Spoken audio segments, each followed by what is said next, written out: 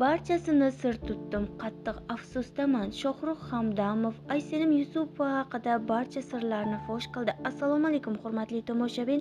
Kanalimizga xush kelibsiz. Videoroliklarimiz ostida bir dona like hamda podpisatsiya tugmachasini bosib qo'yishni yodingizdan chiqarmang.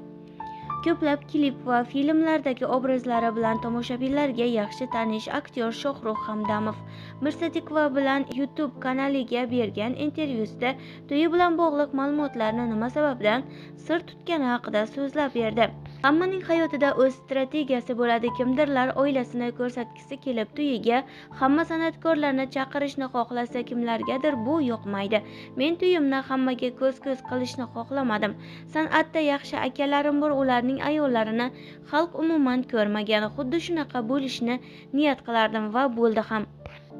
Lekin bir ikkita videolar tarqalib ketdi. Surishtirib bilsak, bu begona odamlarning ishi ekan. Mana shu bola uylanyapti deyishsa, to'yga kelib aylanib planshetlarda videolarga olib chiqib ketishgan ekan. Ayolimni birinchi marta bundan 2-3 yil avval sport bilan shug'ullanadigan bir tanishimning oldiga borganimda uchratib qolganman. So'ng bu haqda onamga aytdim.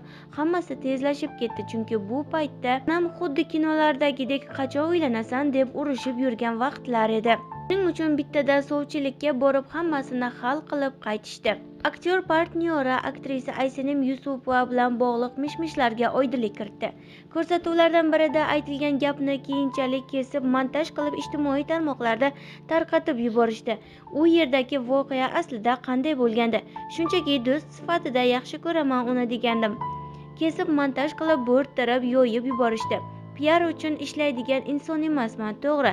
Balki bu usul ham yaxshidir, lekin men uchun emas. Bilmadim ular nimaga bunday qilishdi. Balki ba'zi qavsishdagi rejissyorlarda shu orqali ko'rsatuvning obro'yini ko'tarish maqsadi bo'lgandir. Ko'rsatuvga chiqishga rozi bo'lganim va qatnashganimdan afsuslandim. Ko'rsatuv yarmidan ketib qoldim, deydi aktyor.